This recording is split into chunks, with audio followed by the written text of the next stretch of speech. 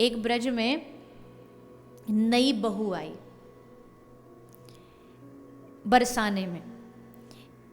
एक गोप था, एक ग्वाला था, उस ग्वाले का ब्याह हुआ, उसकी शादी हुई, तो नई बहू आई। तो जैसे नई बहू आई तो ब्याह में, शादी में जो वो माँ थी, लड़के की जो माँ थी, वो श्री राधा रानी को न्योता देना भूल गई। और जैसे न्योता देना भूली, शादी हो गई, तब याद आया, अरे राम राम राम, मैं तो राधा रानी को तो न्योता नहीं दिया मैंने।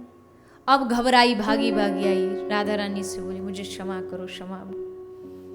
राधा रानी बड़ी भोली है। किशोरी जी ने कहा कोई बात नहीं, इसमें कौन सी बड़ी बात, भूल गई, कोई बात नहीं, उदार है ना राधा रानी। तो राधा रानी ने पूछा कैसी है तेरी बहू? अब आ गई तो आ गई, कैसी है बहू?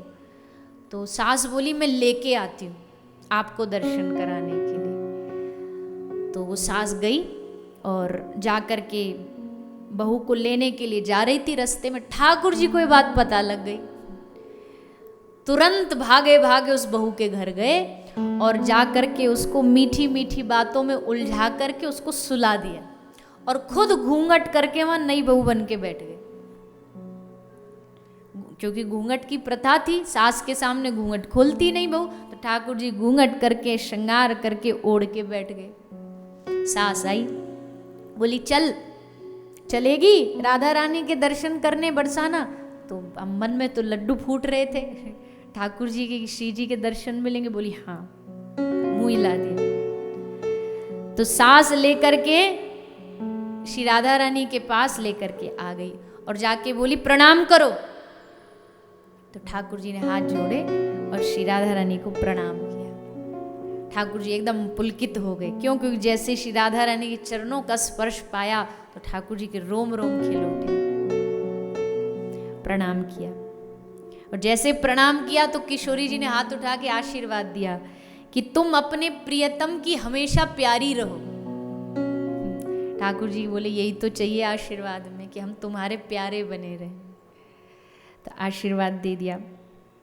अब श्री जी ने कहा मुख दिखाओ, घूंघट उठाओ। तो नई बहू बोली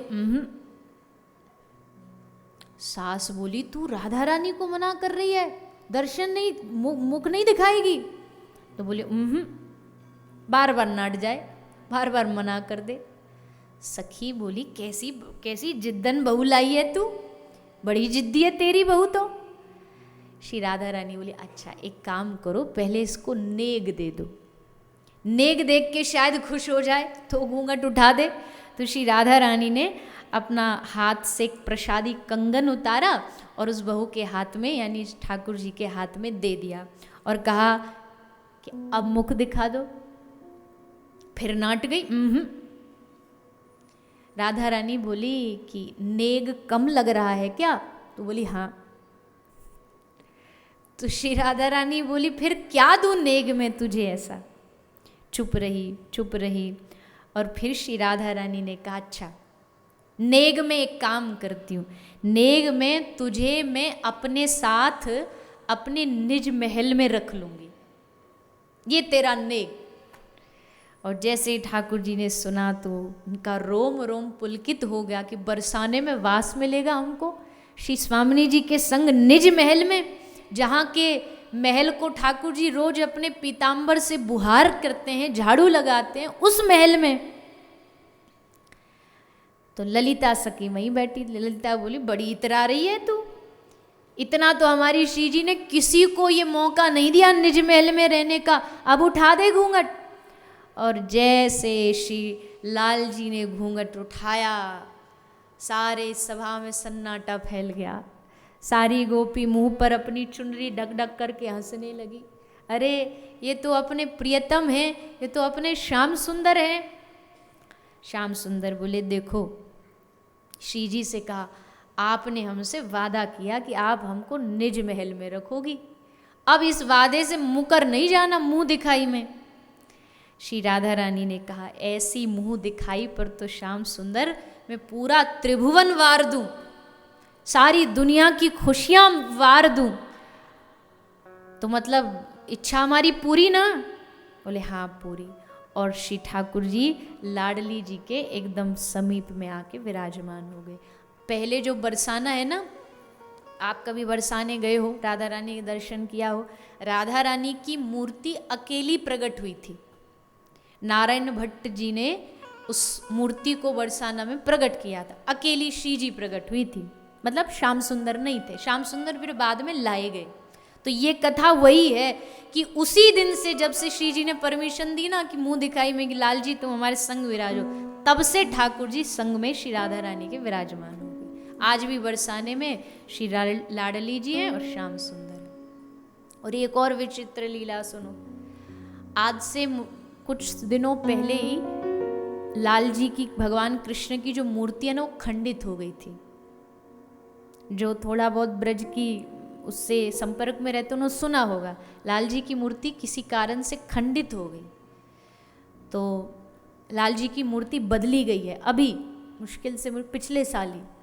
पहले लाल जी दूसरे थे, फिर वैसी तुरंत मूर्ति बनवाई गई और उसको, अब पहली वाली जो मूर्ति थी वो तो ऐसे थी, थोड़ा सा अकड़ के खड़े थे लाल जी, ऐसे सीधा। अब की वाली जो मूर्ति बनी है उसमें जो लाल जी वो थोड़े ऐसे, उनका जो मुख है वो ऐसे झुका हुआ है श्री जी की तरफ, मुकुट झुका हुआ। अब ये मूर्ति देख के बरसाने वाले बड़े खुश हैं, क्यों? बोले आ गया ना अपनी लाइन पे।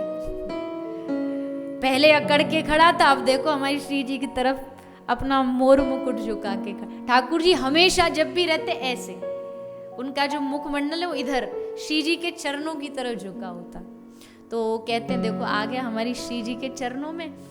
और आप ऐसे ब्रज में श्री राधा रानी के प्रेमी हैं, बरसाने में हमारी आंखों देखा मतलब किसी ने सुनाया कि बरसाने में खड़े थे, वहां एक आदमी ने खड़े होके ऐसे जयकार बोल दी, बोल नंद के लाला की जय। तो एक श्री राधा रानी के प्रेमी संत थे, वो लठिया लेके उसे मारने दौड़े। बोले बाबा मार काय को रहे हो मुकू?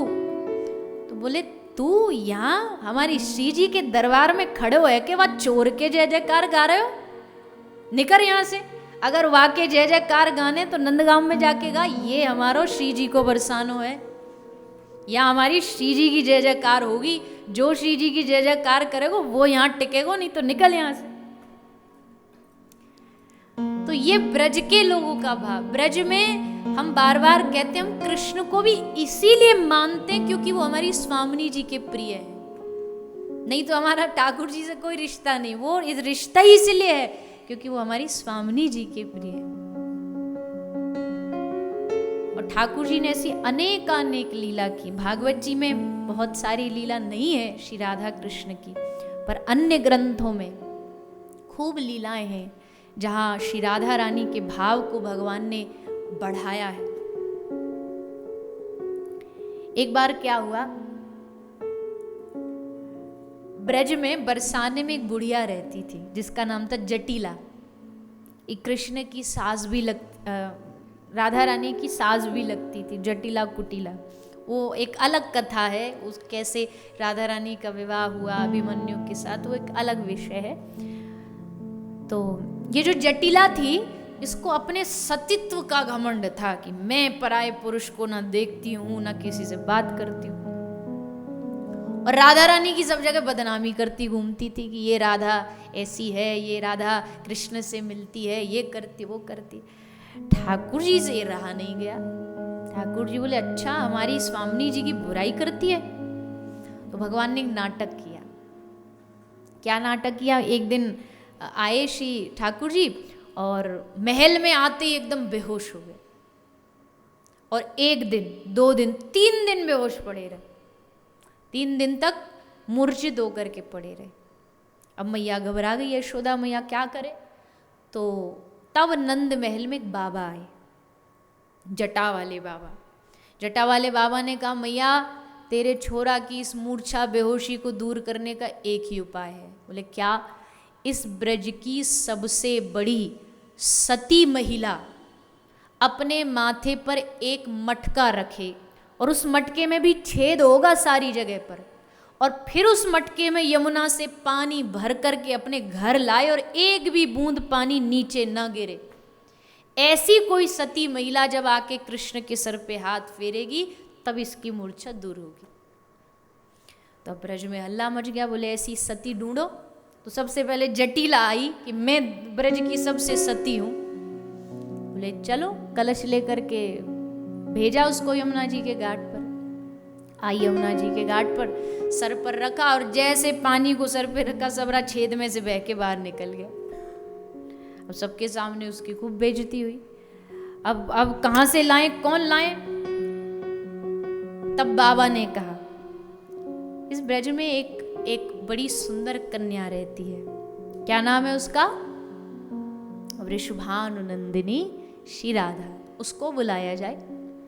जटिला बोले वो दिन भर तो जाकर के रास करती है, अपनी सखियों के साथ घूमती फिरती रहती है, वो कहाँ से सती हो गई? बाबा ने कहा बुलाओ तो।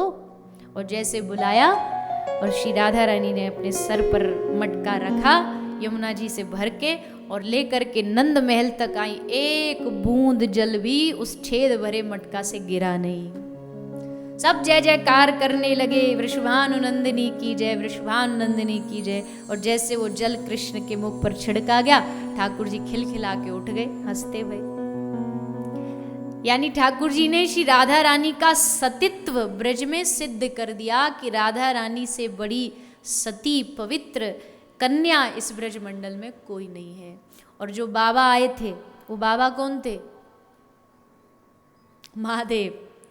वो जटा वाले बाबा महादेव ही लीला करने आए ठाकुर जी के इस लीला। ये थोड़ा थोड़ा साथ साथ में पार्ट टाइम जॉब करते हैं ठाकुर जी के साथ, जब जब बुलाना होता तुरंत आ जाते, छोटा छोटा रोल करने के लिए। तो ये बन करके आ गए और ठाकुर जी के लिए। तो राधा रानी का सतीत्व ठाकुर जी ने ब्रज में सिद्ध कर दिया।